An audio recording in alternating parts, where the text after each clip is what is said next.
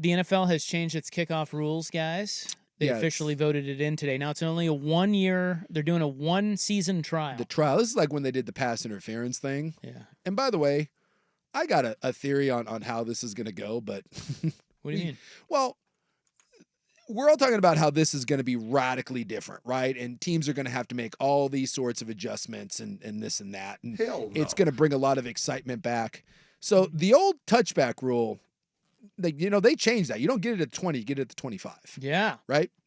The touchback rule for this one is the 30. Mm-hmm. So I'm just saying, if I'm a special teams coach, I listen to a lot of NFL radio, and I've been listening to all these NFL guys talk about how challenging this is going to be for kick teams to not give up big plays, and it's going to take a while, and there's going to be a learning curve. Thought here, the first time I give up a big play in a game, I'm going to my kicker and being like, yeah, remember how I used to put that thing 12 yards deep out of the back of the end zone? Do that again. And you get the ball at the 30 as opposed to the 25. Well, wait. That 5 yards a real killer. I don't think that's how it works, though. It is how it works. I don't think it is. I think they're saying that if you... I 100% know that's how it works. If you don't kick it in... Well, okay, let me just read this to you then. And we'll see if I'm... You've got it skewed because there is a situation where you get it at the 40. But that's only... That's if it hits... If it hits before... Short of the 20. Or goes out of bounds. Yeah. So, okay, so let's just read through this. It's a little convoluted. I'm gay. Whoa, where did that... What? Huh? Buckley. Oh. The kicking team... Okay, so if you haven't seen this, you got to watch XFL videos to... And I'm sorry you have to do that. And I did watch one of those on Twitter, and now I feel dirty, like I need a shower. Well, I think you got to hand it to the NFL for actually... Trying? Not being too good to adopt something that the XFL did. Yeah. A lot of leagues would thumb their nose like, oh, you don't get to dictate what we do. But hey, give them credit. They saw something that they think will work, and they're going to try it. So I think in that sense, the NFL is typically really ahead of the curve in terms of rules changes. And because come on, the kickoff is a joke. Yes. At this point. Yeah. What's the touchback rate? Like 91%. Yeah, it's a forgotten play. Well, the return rate in the XFL with this rule is 91.7, they said. Yeah, you return it. So the NFL wants, their goal is to get it to an 80% where kickoffs are returned. Yes. So the kicking team kicks off from its own 35-yard line. Nothing changes. 10 members of the kicking team will line up on the receiving team's 40-yard line. Yes. Okay, so the kicker is very much separated now from his guys. Yeah. So the kicker's way back there, and then his 10 kicking team bros on the receiving team's 40-yard line. Correct. So they're lined up just opposite of they're 10 yards from the receiving team's guys. Well, within 5. So is it within 5? Well, they have to be on the 40-yard line. They have to be on the kick returning team's 40-yard line. Yes. Stationary. They have to line up there. They have to line up and they cannot move. Now, the returning team... Oh, they can shuffle. They can line up between the 30 and 35. Kind of like the defense can before a snap, and then they have a 5-yard buffer zone that would be their neutral zone, essentially. So you're within somewhere between 5 and 10 yards, although, again, most of the people are saying that in the XFL, they all line up roughly about 5 to 6 yards apart. So the receiving team can have 0, 1, or 2 players inside their own 30 to take the kickoff. Okay? Yes. The play begins when the ball is either caught, hits the ground in the landing zone. Now, the landing zone is key. The landing zone is the red zone. Yeah. It's the goal line to the 20. So if the play begins when the ball is either caught, hits the ground in the landing zone, or is returned from the end zone, that's when players can begin moving. Any kick that hits the landing zone must be returned. Yes. Any kick that bounces from the landing zone into the end zone must be returned or kneeled for a touchback, with possession going out to only the 20-yard line. Yeah. If a kick does not reach the landing zone, the receiving team gets possession at its 40-yard line. So the incentive here is the kicker must kick it into the landing zone. Yes. Because you don't want to give them the ball at the 40. The only exception to this, and this is why I said I think is a little bit of a loophole, and where people are like, oh my God, what if, this is just a disaster and people keep returning, these big kicks. You can just kick it out of the end zone.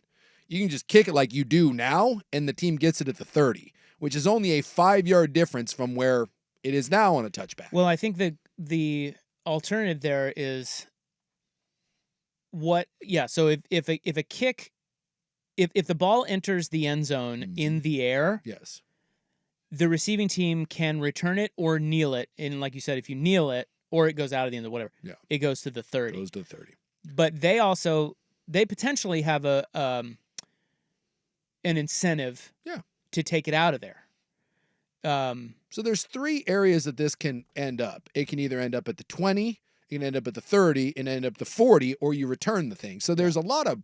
And it probably won't be a lot of the 40s. Like there's no reason to not kick it to the 20. Yes. So the kicker is going to get it to the 20. Yeah. Like why wouldn't he? I mean, although we say this all the time about, I don't really understand how kickoffs go out of bounds, but they do. I guess if you shanked one, so maybe it will happen sometimes where a kicker screws it up and the ball doesn't get to the 20. Well, and the reason why they're doing this, from my my crack research, aka me reading, is they don't want squib kicks. Right. So they do that. It has to land at the 20 because they don't want everyone squib kicking the ball. So yeah, and if you want an onside, you can only it's only in the fourth quarter, and you have to declare it. Yes.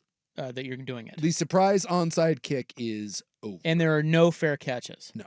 Okay? So it sort of incentivizes the kicker. Yeah, it sort of incentivizes the kicker, and it incentivizes the return team. Yeah. And special teams, I guess there's a little bit more strategy in building out your special teams. And that's what I was running hearing. Plays. And they're saying there are a lot of NFL GMs right now that are saying, hey, this is definitely going to change how we go out building the back half of our roster. Because the only people that play special teams for the most part are the, it's the bottom 10 to 12 guys on your roster. And they said this is going to change in how we evaluate these things, and there'll be a learning curve. And all I'm saying is that if a team starts, if you get a Devin Hester type that just starts taking stuff back and he's returning stuff to the house, or he's returning it to the 45 and 50 every time, we're just going to go back to, you son of a bitch, you kicked this thing 13 yards deep into the end zone and true. Call it good. There are going to be, when you get a returner who's dynamic, there are going to be teams that will just avoid him. And that's fine. Sure. But I think for most of them, you also have the element of where the special teams, the defense, I think you can get you think you can pin them way short of the 30. Yeah. So you don't want to kick it out of the end zone and give it to them at the 30 because you feel like you can stop them short of that. Because a little bit more like there'll be some emphasis now to kind of put some air underneath it and kind of have some punts. Give you guys some, That's right. Put a little air under there and try to place the ball. It's kind of a cool play now. I don't know. It seems very gimmicky to me. It seems cheesy to me, but I am open. I'm open to it. Again, this is never bash anything until you see it. And I don't watch the XFL. God, I'd feel bad for anyone that does. Or now the USFL or whatever the hell they're calling that thing now. Oh, it's gone already? Well, they've combined the USFL and the XFL to some giant. It was two piles of crap, and now it's just one big steaming pile of crap that like Fox and Colin are going to try to tell us is important. Isn't Dwayne Johnson involved? Yeah, he owns the XFL. But it's not the XFL. No, it's now the UFL. So he owns the UFL. He owns part of the UFL because he was the owner.